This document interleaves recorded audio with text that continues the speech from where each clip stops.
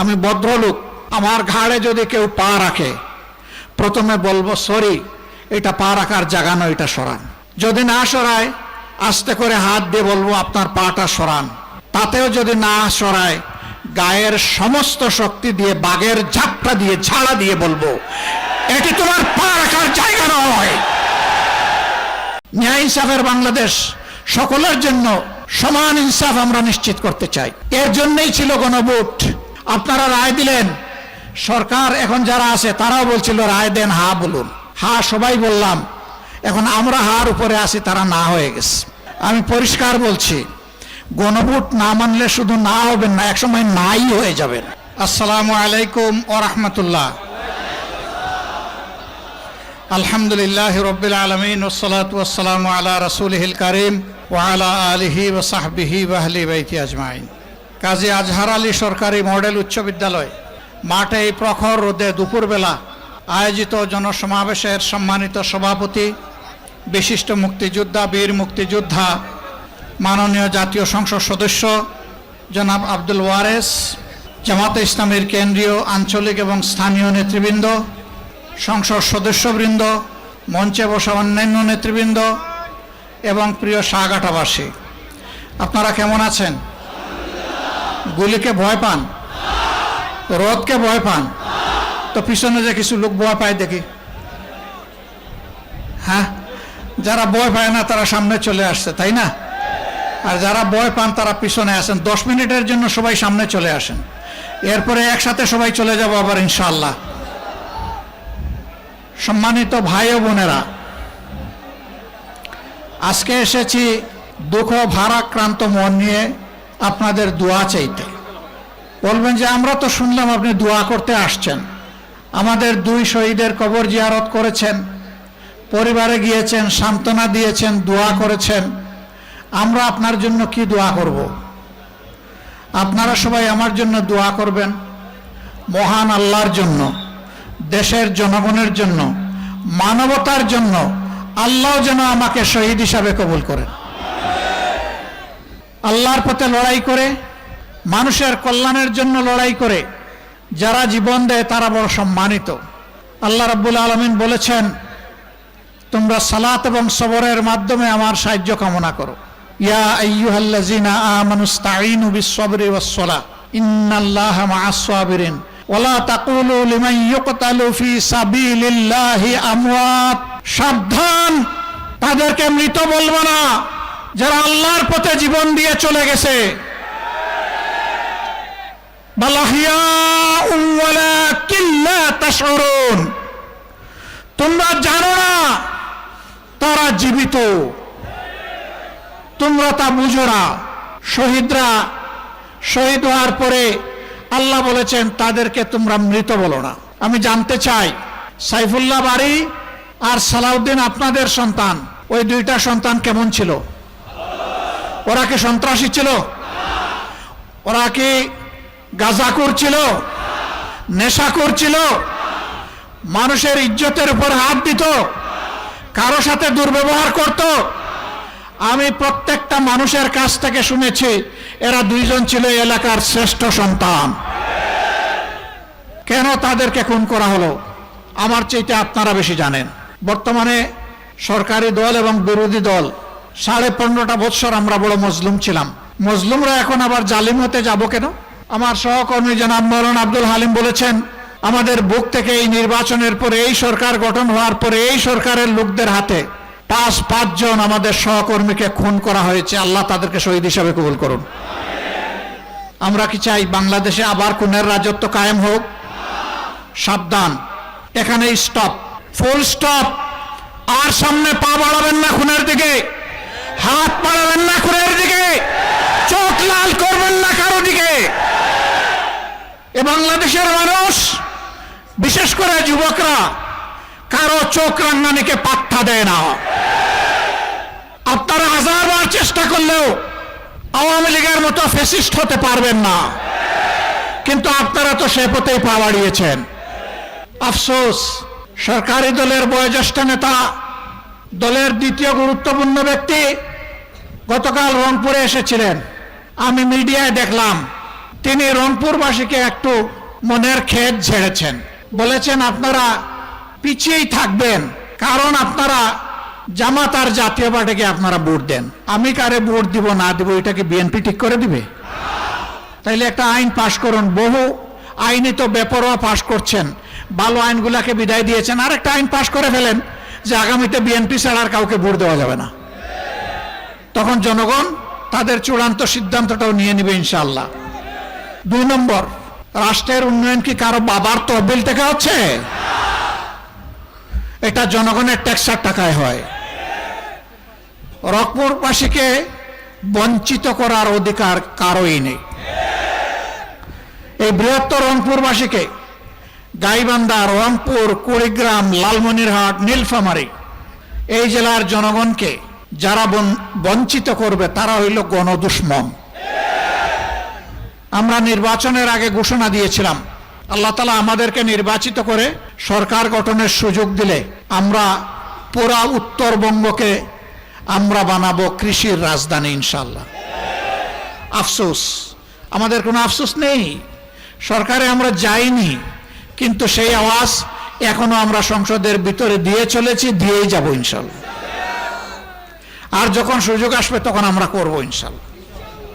ওনারা করবেন না, কালকে এসে জানাই দিয়ে গেছেন। ভোট কেন দিলেন আপনারা আমাদেরকে? ভোটের অধিকারের উপর নির্লজ্জ হস্তক্ষেপের নাম গণতন্ত্র হতে পারে না। বয়স অনেক হয়েছে আমার এই বন্ধুর, আমি অনুরোধ করব আপনার বক্তব্য প্রত্যাহার করে আপনি রংপুরবাসীর কাছে দুঃখ প্রকাশ করুন। আমি ক্ষমা চাইতে বলবো না, আপনারও অবদান আছে, ত্যাগ কোরবানি আছে, ওইটুকু সম্মান জানানোর কারণে বললাম যে আপনি দুঃখ প্রকাশ করুন। তাহলে জনগণ বুঝবে যে জনগণকে আপনারা অপমানিত করছেন না। এই যে 2টা ছেলেকে হত্যা করা হলো, এখন কি আমরা আরো 2 জনকে হত্যা করব?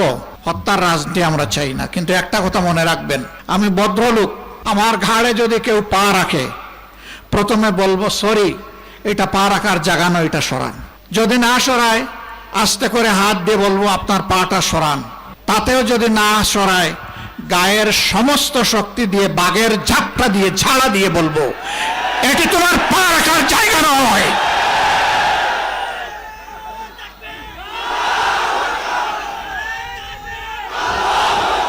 গায়ে পাড়া দিয়ে ঝগড়া বাতাতে আসবেন না। আল্লাহ তাআলা ধৈর্য ধরার জন্য মুমিনদেরকে বলেছেন, কিন্তু আবার সমান সমান প্রয়োজনে সমঝাইয়া দেওয়ার কথাও অনুমতি দিয়েছেন। আমরা চাই না 2 জন মা 2 জন বাবার বুক খালি হয়েছে, তাদের চোখের পানি আমার চেয়ে আপনারা বেশি দেখেছেন। আজকে এসে আমি তার সাক্ষী হয়েছি। আমি চাই না আর কোনো একজন মা কিংবা একজন বাবার বুক ভেঙে যাক। ক্ষমতার লোভ আর দখলদারি পাগল বানিয়ে তুলছে, তাই না? টেম্পো স্ট্যান্ড থেকে শুরু করে কোথাও আর বাদ রাখা যাবে না। এই জন্য 24-এর বিপ্লব হয় নাই। 24-এর বিপ্লব হয়েছে সমাজ থেকে সব ময়লা পরিষ্কার করার জন্য। এরা সমাজের আবর্জনা। যারা চাঁদাবাজি এবং দখলদারির নেশায় পাগল হয়ে মানুষ খুন করে, এরা সমাজের আবর্জনা। এই আবর্জনা এই সমাজ থেকে পরিষ্কার করা হবে ইনশাআল্লাহ। আমি প্রশাসনকে স্পষ্ট বলবো, আপনারা বলছেন নজরদারিতে আছেন, তাইলে ঝাপটা দিতে অসুবিধা কি? যারে নজরদারিতে রেখেছেন ঝাপটা দেন, তুলে নেন। পলাশকে তো আর তালাশ করার দরকার নাই, যেহেতু নজরদারিতে আছে। আইনের আওতায় আপনারা না আনলে মানুষকে আইন হাতে তুলে দেওয়ার প্রকারান্তরে এটা হবে উস্কানি। অবশ্যই প্রশাসনকে তার দায়িত্ব পালন করতে হবে। প্রশাসন কোনো দলের নয়, প্রশাসন গোটা জাতির সম্পদ। প্রশাসনকে তাদের দায়বোধের জায়গা থেকে এই দায়িত্বটা পালন করতে হবে। দল আসবে, দল যাবে, ক্ষমতা কারো কোমরের নিচে চিরস্থায়ী নয়। তুতিল মুলকা মান তাশাউ ওয়া তানজিউল মুলকা মিম্মান তাশা। আল্লাহ যাকে পছন্দ করেন ক্ষমতায় বসান, আর যখন আসান মেরে টুকরা টুকরা করতে চান তখন উঠায় নেন। এর আগে একজন মানুষকে জ্বালাতন করেছে, খুন করেছে, গুম করেছে, পঙ্গু করেছে, মামলা দিয়েছে, জেলকে বাসস্থান বানিয়েছে, বউ মায়ের বুক খালি করেছে, অবশ শিশুদেরকে এতিম বানিয়েছে, যুবতী বোনদেরকে বিধবা বানিয়েছে। মা বাবার চোখে এখনো পানি ঝরছে। ফ্যাসিবাদ একটা রূপ, এটা নির্দিষ্ট কোনো দলের সাথে থাকে না, এটা একটা ভাইরাস। এটা যেখানেই বোর করে ওরাই ফেসিবাদী। এক ফেসিবাদীদেরকে তাড়াইয়া বাংলাদেশের জনগণ আরেক ফেসিবাদী চায় না। একটু আগে আপনাদের কাছে শহীদ হওয়ার দোয়া চেয়েছি না?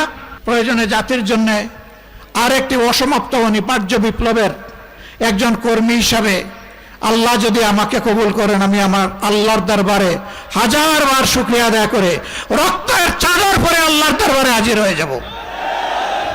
কিন্তু কোনো ফেসিবাদকে বাংলার জমিনে প্রশ্রয় দিব না, বরদাস্ত করব না ইনশাআল্লাহ। আপনারা তৈরি হন। যেইভাবে 24 সালে ভাই বোনেরা সবাই রাস্তায় নেমে এসেছিলেন, মা 10 মাসের শিশু সন্তান নিয়ে রাস্তায় নেমে এসেছিলেন, হয়তো আবার আমাদেরকে রাস্তায় নামতে হবে। জাতির জন্য প্রয়োজনে একবার নয়, শতবার নামবো ইনশাআল্লাহ। যত সময় আল্লাহ জীবন দিয়ে রেখেছেন, যত সময় নামার শক্তি দিয়ে আল্লাহ রাখবেন, তত সময় জাতির প্রয়োজনে অবশ্যই নামবো। আমরা কাপুরুষ নই, আমরা দুর্বল নই।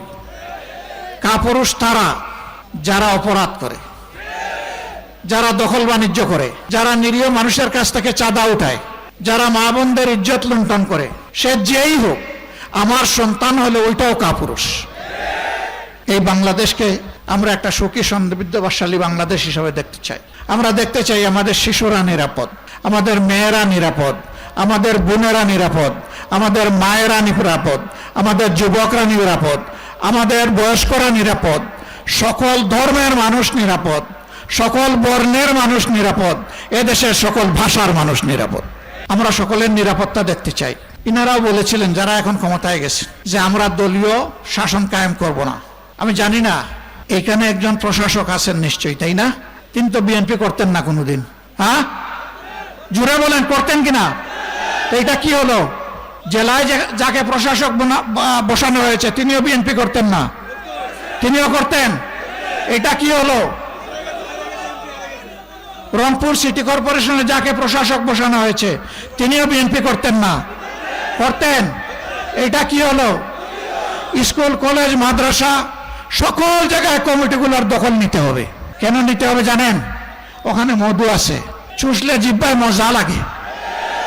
হারাম, ওখান থেকে হারাম উপায় বিভিন্ন ধরনের সুবিধা নেওয়া হয়, অবৈধ সুবিধা। এই জন্যই পাগল। শিক্ষক নিয়োগ দিতে পয়সা, পিয়ন নিয়োগ দিতে পয়সা, ছাত্র ছাত্রীদের টিফিনের পয়সা থেকেও পয়সা, সব জায়গায় চুরি চামারি। এই চোরের হাত আমরা বন্ধ করতে চাই, চাঁদাবাজদের হাত বন্ধ করতে চাই, দুর্নীতিবাজদের হাত বন্ধ করতে চাই। সেই মানবিক বাংলাদেশ গড়তে চাই। ন্যায় ইনসাফের বাংলাদেশ, সকলের জন্য সমান ইনসাফ আমরা নিশ্চিত করতে চাই। এর জন্যই ছিল গণভোট। আপনারা রায় দিলেন। সরকার এখন যারা আছে তারাও বলছিল রায় দেন, হা বলুন। হা সবাই বললাম, এখন আমরা হার উপরে আছি, তারা না হয়ে গেছে। আমি পরিষ্কার বলছি, গণভোট না মানলে শুধু না হবেন না, একসময় নাই হয়ে যাবেন। জনতার রায়কে অগ্রাহ্য অপমান করে অতীতে কেউ টিকে নাই, শান্তি পায় নাই, সম্মান পায় নাই, ক্ষমতা পাকাভুক্ত করতে পারে নাই। 14, 18, 24-এর নির্বাচন তার প্রমাণ।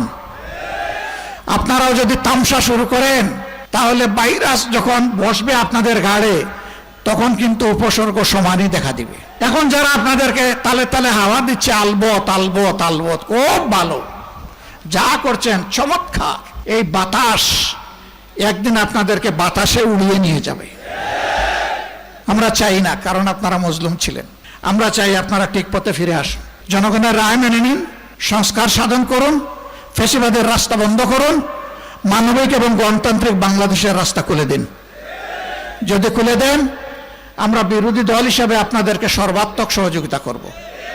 আর এখন যে পথে হাঁটছেন, যে পথে আপা হেঁটেছিল, সেই পথে আপনারা হাঁটতেছেন। আপা যাওয়ার আগে বলতো আমি পালাই না, অমুকের মেয়ে পালায় না। কি হয়েছে? এখন পালাইছে। বাচ্চারা স্লোগান দিয়েছিল পালাইছে রে পালাইছে, তাই না? এই পথে যারাই হাঁটবেন তাদেরকে পালাতে হবে। এই পথ পালানোর পথ। এই পথে হাঁটলে আপনি মক্কা যাইতে পারবেন না, আপনি দিল্লি চলে যাবেন। এই পথের শেষ ঠিকানা দিল্লি। এদেশের মানুষ দিল্লির খবরদারি বাংলাদেশের উপর চায় না। কোনো আধিপত্যবাদ মানব না, অপশক্তির কাছে মাথা নত করব না। ইনশাআল্লাহ তাআলা আজিম মজবুত কদমে মাথা উঁচু করে যতদিন বেঁচে থাকবো মানুষ হিসাবে বেঁচে থাকতে চাই, বিড়াল হিসাবে বাঁচতে চাই না। বিড়ালের জীবন আমাদের জীবন হবে না ইনশাআল্লাহ। আপনারা প্রস্তুত আছেন তো? আছেন? ইনশাআল্লাহ প্রস্তুত থাকবেন। লড়াই চলছে, লড়াই চলবে। ইনশাআল্লাহ হকের বিজয় হবে, ইনশাআল্লাহ 18 কোটি মানুষের বিজয় হবে। আল্লাহ হাফেজ। বাংলাদেশ জিন্দাবাদ, বাংলাদেশ জামাতে ইসলামী জিন্দাবাদ। আসসালামু আলাইকুম ওয়া রাহমাতুল্লাহ।